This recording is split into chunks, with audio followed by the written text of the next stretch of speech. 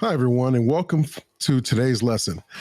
In this lesson, we're going to go over to mobile device applications. So let's go ahead and get started.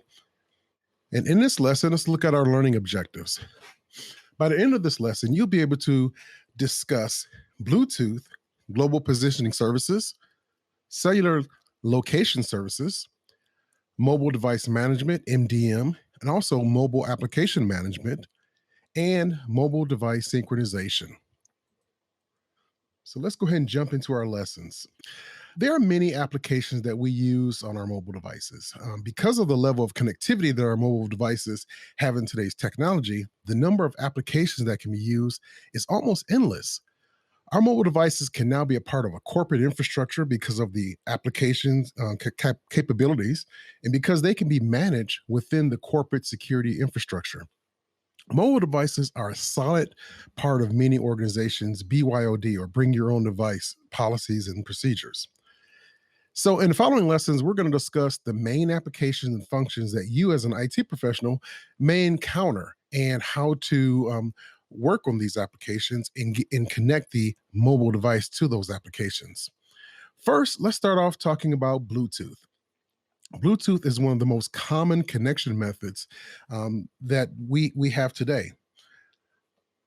Bluetooth allows us to use additional devices with our mobile devices. And in order to connect to these devices, certain steps have to be taken in order for the device to become paired with our mobile device. Before pairing a device, you have to ensure that the Bluetooth connection is enabled. This is different depending on the model or device that you have. This enabling will take place in the general settings of your device. Once your device has Bluetooth on, make sure it's in discoverable mode or discovery mode, which allows other devices to see your mobile device and make sure that it's performed on the other devices as well that you want your mobile device to connect to. You'll now see the device that you want to connect to. And also, it depends on the type of device you're connecting to. This time may vary for it to populate in your list. Depending on the device, you may have a key sequence or a password that you have to put in order for that device to connect. This is a security feature. So once you put in that key code and that key sequence or password, your device will now be connected. And once your device is connected to your mobile device, you need to test the connectivity.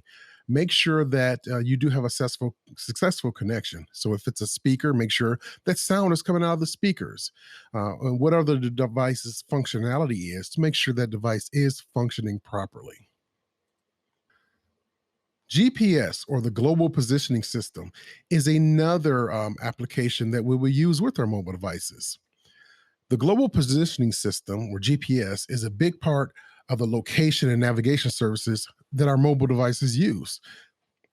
The GPS system, which was started by the DoD, Department of Defense, has satellites that orbit the Earth that provide geolocation and time services to GPS receivers.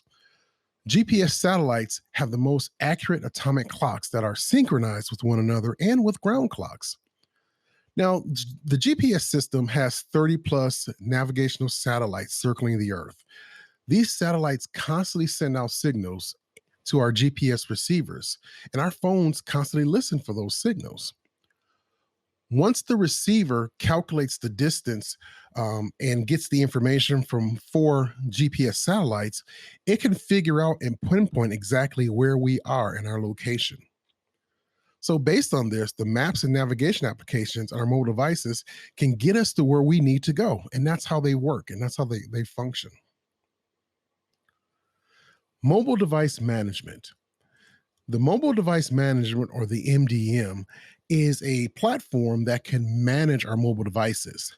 With a flood of personal and company owned mobile devices in the workplace, mobile device management systems have become more in use by companies that want to secure their mobile devices, their networks, and their information.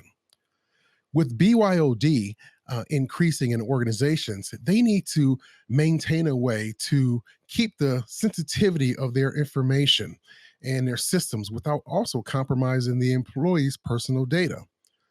A lot of times you'll see an MDM, or a mobile device management system, a part of an organization's DLP, which is the data loss prevention system. And this system is a system and a network of policies that organizations use to protect their data. An MDM is a centralized management platform that manages devices through policies on applications. They control the entire device or even just a portion of the device. The MDM can ensure that all devices in an organization has the same policies and security settings. Going further, the MDM can ensure that the devices under its management has certain applications and policies for those applications, as well as for apps and data, particular data and other functions like the Wi-Fi, the camera, etc. So security on the mobile device can be managed through the MDM. Remote lockouts, if the device is lost or stolen, remote changes, all can be managed through the MDM. With the MDM, you can also, organization decides to implement multi-factor or two-factor authentication. This can be administered through the MDM and pushed out to the phones. So there's a lot of capabilities with the MDM systems. The IT technician would have to no longer touch each and every device. The configurations and changes that they need to send out to the fleet of phones can be made to the MDM and pushed out to the phones from there. Our mobile devices come standard with some applications right out of the box, and they don't have to be configured. Like the phone. The phone works straight out of the box, and you can make a phone call as well as text messaging. It doesn't take any configuration to send or receive text messages, but there's some things like email that would have to be configured. Email is one of the applications that we will need to be configured in order to use it. And depending on the provider or the organization that we're a part of, the steps may vary. Also, the synchronization of data would have to be considered, especially due to data rates and speeds. This also comes into play with backup and recovery. Today's mobile devices can store backup data in the cloud, so these settings need to be considered as well. So particularly, let's look at one organizational platform or application that mobile devices will be used with. One of those is the Microsoft 365 software. Microsoft 365 is used by a lot of companies as their email service. Microsoft 365 is a cloud-based service that orchestrates a company's email, messaging, contacts, and other services that an organization would need. As an IT professional, you'll need to have the basic understanding and how to set this service up on a mobile device, whether it's an Android or an iOS. In certain circumstances, the organization that you work for may have an automatic deployment of this application and settings through an MDM. If you would have to perform these manually, these are the steps that you would have to take. Now, the setup is similar if you were using an email system that is hosted locally or through a Microsoft Exchange system or any other type of mail system. This setup can be used for Microsoft or other products like Hotmail and Outlook. So you'll start this process by inputting the email and password information assigned to the user.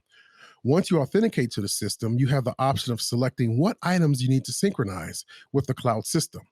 Once synchronized, your options can be available on other devices that synchronize with that cloud account. Now, changes that you make onto this device will reflect across all those other devices that you have connected to this account. This setup is similar to other platforms such as the Google Workspace, which formerly was known as G Suite. Once you're connected, you're able to send and receive email and interact with others in the organization with your applications. Another platform that you'll be using primarily for the Apple devices is iCloud. As a technician, you'll be quite possibly have to set up Apple devices to iCloud. Apple's iCloud service allows users to synchronize mail, photos, contacts, pictures, and a lot of other applications with Apple's iCloud service. The benefits here is that you can control what is being synchronized and backed up to the cloud. In the event of a device is lost or stolen or need to be replaced, by authenticating to iCloud, all those previous settings and data are pulled down to the new device. This makes it easier for the device to be replaced and added, and you're back up and running in no time. Now, iCloud is integrated into Apple's iOS and iPadOS. To use iCloud, you first log into your iCloud account with your username and password. There are tons of options that you can choose to synchronize to the cloud, or you can keep your local on your device. There are types of data that you can choose to synchronize across your Apple devices. You can choose your mail, your pictures, music, videos, and they can be stored in the iCloud. You can also choose calendar settings and contacts to be stored in iCloud as well.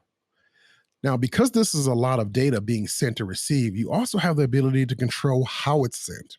You can control if the system send data over cellular or faster connections. And you can manage your cellular connection to either automatically download or not download when you're on a cellular connection. And you can get really granular with these settings, and you can set the amount of data to be transferred over that connection. So, a lot of management flexibility and capability into the system. All right. So, in this lesson, we learned a lot of information. We talked about the Bluetooth and how to make sure that's enabled for devices. We talked about GPS, the global positioning services, cellular location services. We also talked about the mobile device management and mobile application management. And we finished off our lesson today talking about mobile device synchronization.